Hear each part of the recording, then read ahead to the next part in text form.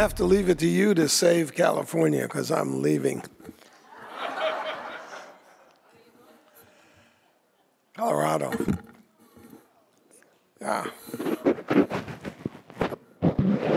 Hay in California is $30 a bale. It's just grass. In Colorado, it's 10. That's taxes, hidden taxes, does that. And that's only the beginning. I have a kind of a slogan for something for fighting the political war. I have two slogans. One is go for the heart, and the other is fight fire with fire. Republicans, well, they talk like accountants. It's all about costs. Obamacare, it costs too much. Obamacare was the greatest threat to individual freedom in this country in my lifetime.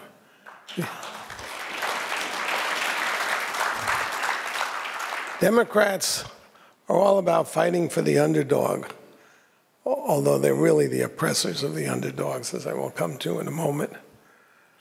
They're missionaries. They put the children out. I mean, this is the way they fight the political war. You get the teacher unions to turn these kids out. They're ignorant, they're young, they don't understand things. It's all emotional. What you saw in those demonstrations, in addition to violating every precept of what an educational system should be in a democracy, where you teach kids how to think. You don't tell them what to think. They're politically recruiting these kids. It's all emotion. It doesn't make any sense. I mean, as you know, when the Republicans, conservatives, very pragmatic, practical people. You look at Parkland, you see this kid was screaming for at least a year or two, I'm going to kill somebody. Completely protected because he's a person of color, and therefore we can't discipline him, we can't take him out of the class, we can't identify him as a possible threat. And on, the police officers are there and did nothing. That's the way conservatives look at the problem. For the left, it's guns. Take away the guns and you won't have this. It's all emotional. There's no reason connected to it, no rationality. I know you all know this. You watch the political debate and you see their minds are made up, don't confuse them with the facts. They have no arguments. I mean, I love watching Tucker every night, but it's ridiculous. They can't answer a question. They don't deal with it. It's all a reversion to the emotions. It's racist, sexist, the basket of deplorables. That's the way they fight the battle. Politics is about emotions. It's not people. You have to. We have a representative democracy. It's not a democracy in the sense that everybody has a say. You get to vote for a representative. So all these policy questions, this is all what conservatives are always thinking about is policy. It's what they talk about. But a voter trusts whoever they vote. They need to trust the person that they vote for to make the decisions. The policy matters are very complex, and then they're all distorted. So you have to win their hearts.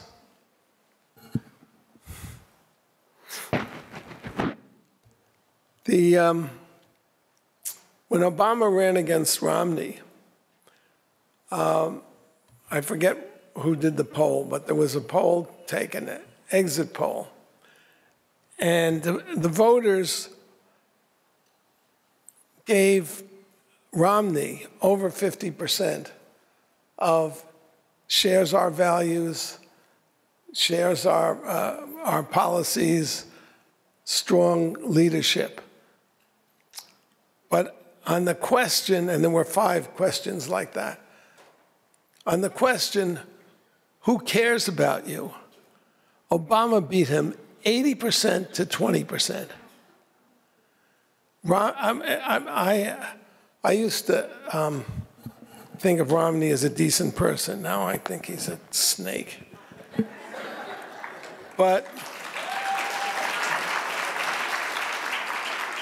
he's also a stiff. He never spoke to me. He doesn't connect with people emotionally. Why would Japanese Asian Americans actually voted for Obama? I forget, but it was large numbers. Asian Americans share conservative values, family, education, religion, and so forth. But they thought that Obama cared about them. Why? Because the Democrats are always attacking racists, defending the other, ginning up this fantasy that this country has systemic racism. I mean, it's just disgusting what they do, but it's very effective. Sure, they must care about me. Why do they care about me? Because they attack Republicans as my oppressors. Which brings me to the second slogan, fight fire with fire. Mike Tyson once said, everybody has a game plan until you punch them in the mouth. And I got that quote from Chris Lehane, who's a Democratic Party, professional. It was in a New York Times Magazine article about him. The Democrats have a gigantic punch in the mouth for Republicans. They call you racists. Well, Bill went over it, Islamophobe, blah, blah. If they get the position of defending the vulnerable, the so-called marginalized, I have to laugh because people marginalize themselves. If you have blue hair and or purple hair and rings through your nose and you have male genitals and are calling yourself female, of course you're marginal. But nobody marginalized you. And also, for example, Jews are marginalized. There's a teeny percentage of the population that hasn't stopped them from succeeding.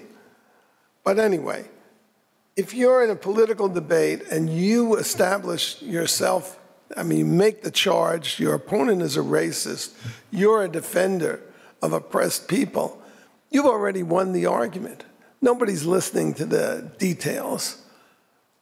Who wants to identify with a racist? Except Keith Ellison.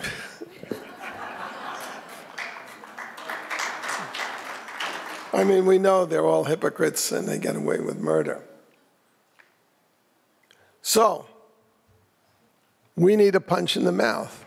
And the punch in the mouth is racism. The Democratic Party is a racist party. It's the party that, in the civil rights, applaud. When I hear one Republican elected official say that, I'll know we're on a path to winning. I haven't heard one. Trump is very good, yeah. Trump understands how to fight, but even he called, what sums up for me why Trump is so good is when he looked Hillary in the eye during those debates and said, "You are a liar and a crook," which he is both. There is not another Republican in the universe who would dare to say that in front of 50 million people.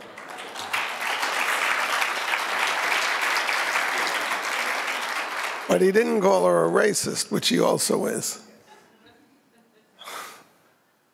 The Democratic Party, in the 60s, the Civil Rights Act, by the way, if you look at the Democratic Party platform, and I urge you all to read it, of course it was written by Bernie, but Bernie is the Democratic Party. He would have been the candidate if Hillary and Donna Brazile and Debbie Wasserman Schultz hadn't fixed the primaries. But read it. They pledged themselves to end the systemic and institutional racism which pervades American society. Let's see. It's been 50 years since the Civil Rights Act, which outlawed institutional racism and systemic racism. There is no such thing. But they can run on that, and because Republicans never challenge them. Not only have the Democrats spent 50 years reintroducing racial categories into our national life, so that everything is about race. When you get a job, it's about race. If you want to get into college, it's about race, and so forth. That's all the Democratic Party's work. But more than that, the Democratic Party controls every inner city of any size, significant size in America, 100%, and has for 50 to 100 years. Every injustice, every so-called oppression, every deficiency in the inner cities of America, the failed schools, where year in and year out, 40 to 50% of the kids don't graduate, and half of those who do are functionally illiterate, including here in LA. Half, the mainly black and Hispanic school population, don't graduate, and the half of them who do are functionally illiterate. This is racism. These are racists. They run these schools for the adults, for the Democratic Party. It's a slush fund for the Democratic Party. They don't care that year in and year out these kids fail. They call for more money. Washington, D.C., terrible schools, $29,000 per pupil per year. Figure that out. So you got $600,000 for 20 kids. You could pay the teacher $150,000 and pay the insurance and rent on the building or what have you. And they will fight to the death against school choice. We need a voucherized education from kindergarten through graduate school.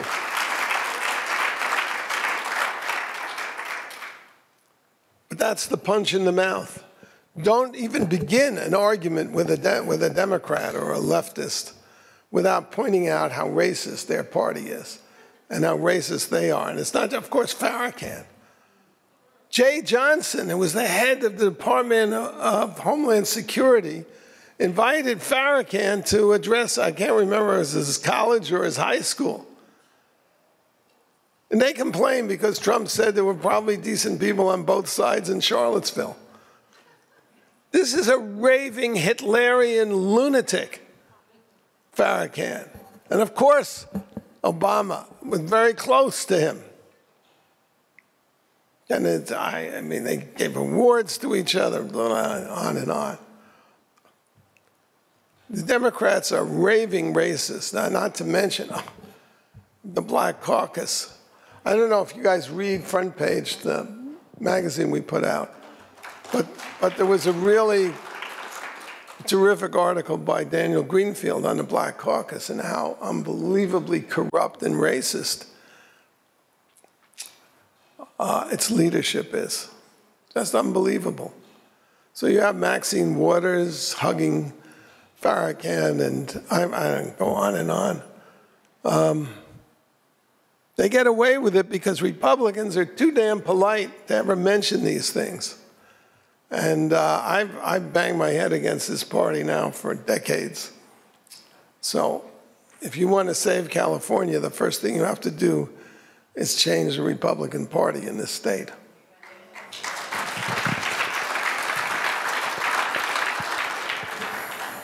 We are facing an existential threat to our democracy in this country. Civilizations die when they cease to believe in themselves. You can see this happen in Europe. where they accept this invasion of millions of people who hate them, have contempt for them, despise their women, rape epidemics throughout Europe, no-go zones where they establish their own law, Sharia courts, England has a Sharia court system that abrogates 900 years of the development of individual rights since the Magna Carta. I once saw the leader of the Green Party in Germany. It's on YouTube, actually. And she was saying in 30 or 40 years, ethnic Germans will be a minority in this country. And that's a good thing. These people are committing suicide. When you hear that America is founded on genocide and slavery, that's a death sentence. And that's on the lips of every Democrat that I mean, not the Democrat voters, but the Democrat leaders, the ones that are all financed by George Soros. Here's the truth about America and slavery. Slavery existed in Africa for 1,000 years before a white person ever set foot there. Slavery existed in all societies for 3,000 years, so everybody in this room is descended from slaves at one point. Until a white Christian male, Wilberforce in England, and Thomas Jefferson in America, who said it was immoral. Nobody had ever said it was immoral. And it was written into our birth certificate.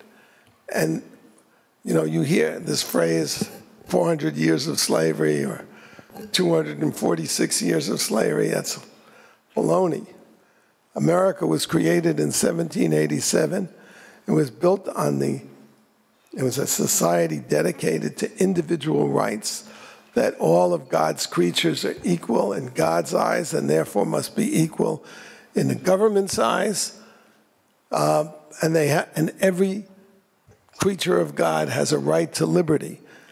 Within 78 years, they abolished slavery in this country. So the reality is this: black Africans enslaved black Africans, mainly white Americans freed them. We can be proud of our history. Why didn't they do it in 1776 or 1787? The answer should be obvious. Because the South, the southern slave states, would have aligned with England, declared war on the North, won the war, and then who knows, we could have slavery today. That's the truth. That's not taught in any schools well, maybe a few, but it's not taught in any colleges that I know of in this country. So that's what it takes. You have to believe in America as a beacon of freedom. That's the fight. And the hour is very, very late. The left controls all our educational systems.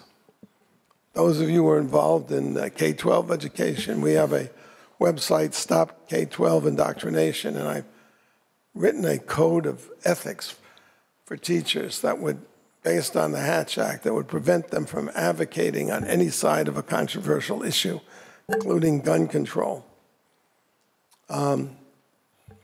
Please take it to your legislators. In any case, it's a hard fight, but we now have a leader in Trump who's ready to fight. That's a big change.